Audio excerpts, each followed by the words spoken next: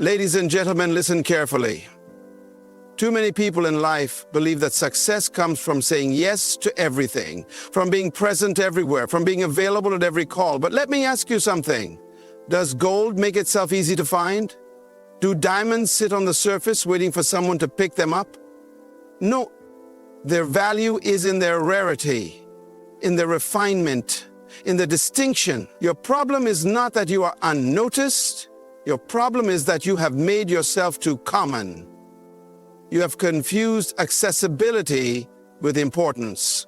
And today I want to shake your mindset, because true impact in life comes not from being everywhere, but from being valuable. Listen to me carefully. One of the greatest mistakes you can ever make is believing that your significance is measured by how many people have access to you. Many of you are exhausted, frustrated, and stretched beyond your limits, not because you lack potential, but because you have given too much of yourself to things that do not serve your destiny. You have mistaken activity for progress, busyness for effectiveness, and availability for value. Let me ask you, have you ever seen a lion chasing every insect that crosses its path? Have you ever seen an eagle flapping its wings at every gust of wind? No, a lion moves with focus. An eagle soars with precision. But look at you, running in every direction, answering every call, responding to every demand, trying to please everyone, hoping that being available will make you important. The truth is, people do not value what they can access to easily. If you are always present, you become ordinary. If you are always available, you become predictable. And anything that is predictable loses its power. Even the sun, though it shines every day, is ignored by most. But let a rare eclipse happen and the whole world stops to watch. Why? Because value is in scarcity, not in commonness. Some of you are frustrated, saying, they don't appreciate me, they take me for granted. But the problem is not them, the problem is you. You have given yourself too freely. You have not guarded your time, your energy, or your presence. And let me tell you something. Whatever is not protected will be exploited. Even Jesus, the Son of God, understood this principle. He did not make himself available to everyone at all times. He withdrew, he prayed alone, he spent time with a select few, and even among the 12 disciples, he had an inner circle, Peter, James, and John. Why? Because he understood that indiscriminate availability weakens impact. Some of you need to stop making yourself an open door and start becoming a select invitation. Let me take you back to Joseph. He was in Potiphar's house, a trusted servant. And then came a moment, a test. Potiphar's wife wanted him. She wanted access. She wanted to use him for her pleasure.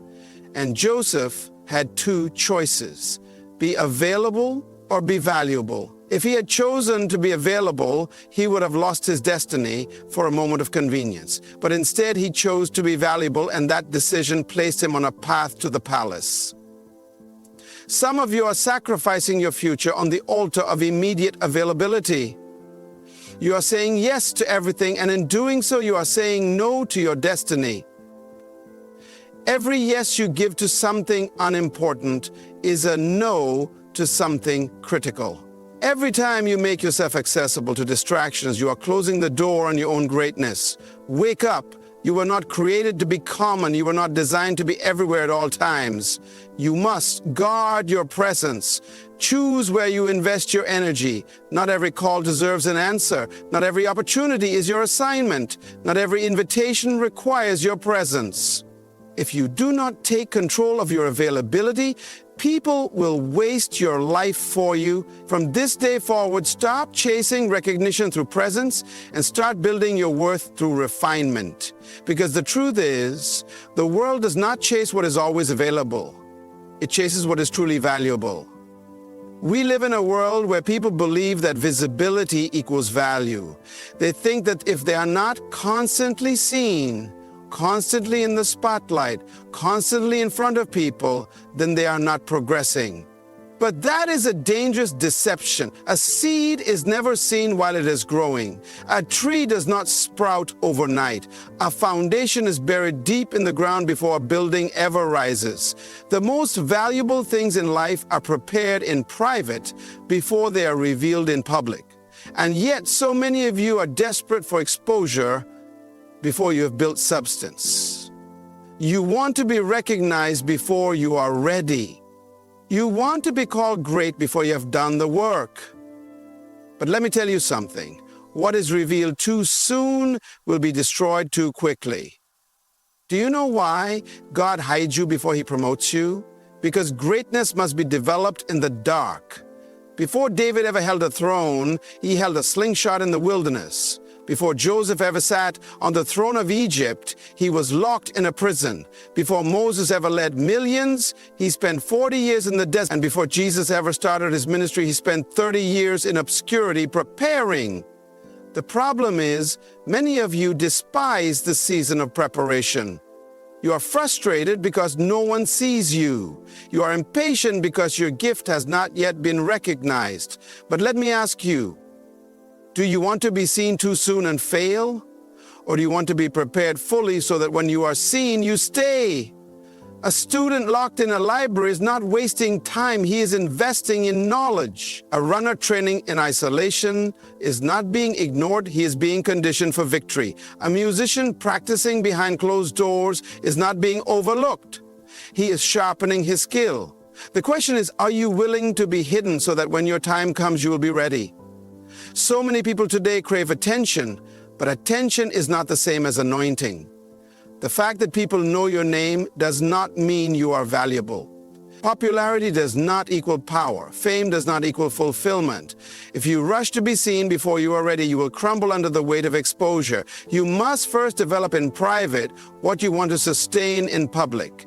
Even Jesus understood this. Do you realize that the Son of God himself did not start his ministry until he was 30 years old? Why? Because even he needed preparation. If Jesus had to grow in wisdom before he stepped into his calling, what makes you think you can skip the process? What makes you believe you can be effective without being equipped? You must shift your mindset. Stop seeking attention and start seeking refinement. Stop chasing the spotlight and start embracing the process. Stop trying to be seen and start working to be strong, because when the time is right, when your preparation is complete, when your foundation is strong, God himself will reveal you. And when he does, no man will be able to ignore you. The world does not need people who are just present. It needs people who are prepared. One of the greatest skills you will ever develop in life is the ability to say no without guilt. Some of you are exhausted, burned out, and overwhelmed, not because you lack talent, not because you lack time, but because you lack discipline in your decisions. You say yes to everything and everyone, thinking that availability equals significance. But let me ask you, have you ever seen a king begging for attention? Have you ever seen a CEO running around trying to please everyone? No, because they understand something that many of you have not yet learned. What you say no to is just as important as what you say yes to. The enemy of purpose is not always failure. Sometimes it is distraction. And the greatest distractions in life often come disguised as good opportunities. Many of you are entangled in things that look important, but they are not your assignment. You are doing what is nice instead of what is necessary. You are busy, but you are not productive. You are helping everyone, but you are not building yourself. And the reason is simple. You have not yet mastered the power of saying no. Joseph was given an opportunity to say yes to Potiphar's wife. It was an easy offer, a secret pleasure, a shortcut to favor. But Joseph understood something. You can gain temporary pleasure and lose eternal purpose. He knew that saying yes to her was saying no to his destiny. And so he ran. He didn't negotiate. He didn't compromise. He didn't delay. He ran. Because sometimes your greatest act of wisdom is not what you accept, but what you reject. Some of you need to stop negotiating with distractions. You keep entertaining things that God has called you to walk away from. You keep justifying relationships that are draining your strength. You keep saying yes to obligations that are not aligned with your calling. But hear me today. Just because something is good does not mean it is God. Just because something is available does not mean it is assigned to you. If you are not careful, you will spend your life saying yes to small things and miss out on the great things you were born for. Even Jesus understood this. Do you realize that Jesus did not heal every sick person on earth? He did not go to every city. He did not say yes to every request. At one point, people begged him to stay in one place, but he refused because he knew he was called to move forward. He didn't live to please men. He lived to fulfill purpose. And that is why he could confidently say, "It is finished." Some of you are exhausted because you are trying to finish assignments that God never gave you. It is time to reset your priorities. It is time to value your purpose more than people's opinions. It is time to recognize that every yes you give to something small is a no to something greater. So stop feeling guilty for guarding your time. Stop apologizing for protecting your purpose. Stop explaining yourself for choosing destiny over distraction, because in the end, life will not reward you for how many things you did. It will reward you for doing the right things. The world does not reward mediocrity. It does not chase after the average. It does not celebrate the ones who dabble in everything but master nothing. Look around you. Who are the people that rise to the top?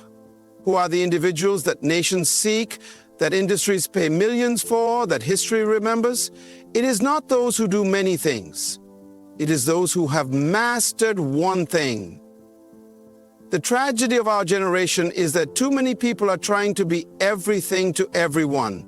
One day they are chasing this, the next day they are pursuing that. They jump from skill to skill, from career to career, from purpose to purpose, thinking that success is found in doing more. But hear me today. Excellence is not in multiplicity, it is in mastery.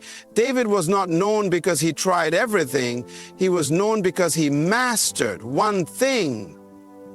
While his brothers were busy trying to be warriors, he was in the field perfecting his slingshot. While others were using swords and shields, he was refining his aim. And when the day of opportunity came, the army of Israel had thousands of men with weapons, but only one who had mastered his skill. Only one who had the confidence to step forward. And it was one stone from one slingshot in the hand of one prepared man that brought down Goliath. Some of you are frustrated because you see others being elevated while you remain stagnant. The problem is not that you lack talent. The problem is that you have not yet specialized. You are too scattered. You are too divided. You are too unfocused. You want to be good at everything, and that is why you are excellent at nothing. Look at the world around you. If a man masters medicine, they call him a doctor. If a man masters law, they call him a lawyer. If a man masters music, they call him a maestro. The world respects those who refine their gift, who discipline their skill, who focus their energy until they become undeniable. Even Jesus understood this principle. He did not come to earth to do everything. He came to do one thing. He said, "For this reason I was born, and for this cause I came into the world." He had one mission, one focus, one purpose. And because of that, he changed the world in just 3 years of ministry. What would happen if you focus on one thing the way Jesus did? What would happen if you mastered your gift instead of spreading yourself thin? The world does not chase after the common. It pursues the extraordinary. And the extraordinary is simply the ordinary that has been refined, disciplined, and perfected. Stop trying to be everything. Stop running in every direction. Find your one thing. Develop it, refine it, master it. And when you do, the world will come looking for you. Anything that is too common loses its value. The more accessible something is, the less people appreciate it. More easily they can reach you, the less they respect you. The more you say yes to every demand, the less they see you as significant. The reason why gold is expensive is because you cannot find it on the surface. It must be discovered. The reason why diamonds are priceless is because they are hidden, waiting for those who are willing to pay the price to mine them. So why have you made yourself so common? Why have you allowed yourself to be so easily reached, so easily drained, so easily taken for granted? Many of you are frustrated because people do not value you. They do not respect your time, they do not appreciate your presence, and they do not recognize your worth. But the problem is not them, the problem is you. You have given unlimited access to those who have not earned it. You have allowed yourself to be available at all times to all people for all things. But hear me today, your value increases when your access decreases. Jesus, the Son of God, did not allow himself to be everywhere at all times. He was strategic about his presence. He chose when to be seen, who to invest in, and where to spend his time. He spoke to the crowds, but he poured into the 12. And even among the 12, he had 3, Peter, James, and John, who had closer access to him than the rest. Why? Because indiscriminate access dilutes impact. You cannot be everywhere for everyone and still be effective. Some of you are trying so hard to be liked that you have made yourselves common. You say yes to every meeting, yes to every request, yes to every opportunity, hoping that people will see your value. But let me tell you something. Kings do not beg for attention. Great leaders do not run after people. Those who carry true value do not chase. They choose. Do you know why some people never grow? Because they are too available. Do you know why some businesses never expand? Because they cater to everyone instead of focusing on those who value them.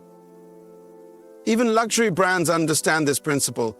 You will never see a Rolls-Royce advertisement on television. You will never see a private jet company begging for customers. Why? Because they understand that rarity creates demand. The more restricted something is, the more value it becomes. It is time for you to guard your presence. It is time for you to be selective about where you invest your energy.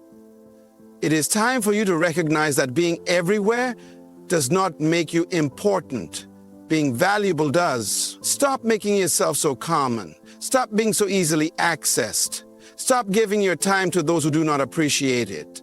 Because the truth is, people respect what they must reach for. And when you begin to guard your time, protect your energy, and limit your access, your value will rise. True success is not measured by how many people know you.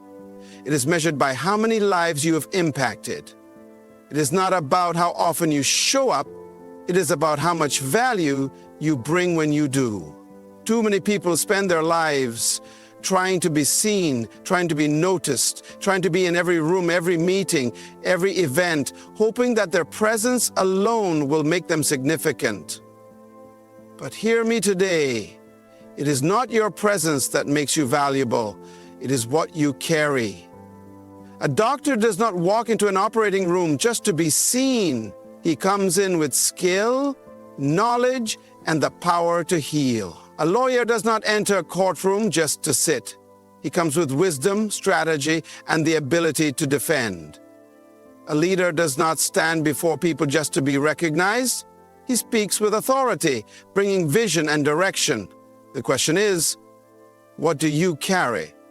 When people encounter you, what do they receive? When you open your mouth, do you bring wisdom or just noise? When you enter a space, do you make a difference? Or are you simply taking up room? The tragedy of our generation is that many people want to be in places they have not yet prepared for. They want to sit at the table, but they have not yet developed anything to contribute. They want to be invited into greatness, but they have not yet cultivated greatness within themselves. And so they chase visibility instead of value. They seek popularity instead of purpose. They desire recognition instead of refinement. But let me tell you something. When you truly carry something of worth, you don't have to push your way in. People will pull you in. Joseph was not looking for Pharaoh. Pharaoh was looking for Joseph. Why? Because Joseph had something of value. He carried wisdom, solutions, and strategy. Daniel did not beg for influence. Kings sought him out. Why? Because Daniel had excellence, knowledge, and the ability to interpret mystery. Even Jesus, at just 12 years old, was found in the temple amazing the scholars, not because he wanted attention, but because he carried divine wisdom. If you spend your life chasing attention, you will always be at the mercy of other people's approval. But if you spend your life building yourself, refining your gift, sharpening your mind, and mastering your craft, you will never have to chase opportunities. Opportunities will chase you. The world does not need more people who are simply present. It needs people who carry solutions. It does not need more noise. It needs wisdom. It does not need more performers. It needs problem solvers. It is time to shift your focus, stop wasting energy trying to be seen, and start working to become something worth seeing. Stop running after invitations and start preparing so that when the right doors open, you deserve to walk through them. Because in the end, the world does not remember those who are always available. It remembers those who were truly valuable. The truth is, your life is not meant to be a constant scramble for attention, validation, or approval. You were not designed to be everywhere at all times, just trying to be seen. You were designed to be valuable, to bring something unique into this world that no one else can bring. It is time for you to stop chasing visibility and start focusing on what truly matters: your purpose, your preparation, and your impact. You are not here to just fill space. You are here to leave a mark. Your value is not in how much you are seen, but in how much you matter. So let me ask you this. Are you ready to stop being common and start being valuable? Are you ready to guard your time, protect your energy, and refine your skills until the world comes looking for you? Are you willing to embrace the process of growth even when it means being hidden for a season? Because when you do, your life will no longer be about availability. It'll be about the power of your presence. And trust me, when you are truly valuable, you will never have to chase success. It will chase you. Good luck on your journey. Keep refining, keep building, and keep preparing. Your time is coming. Thank you.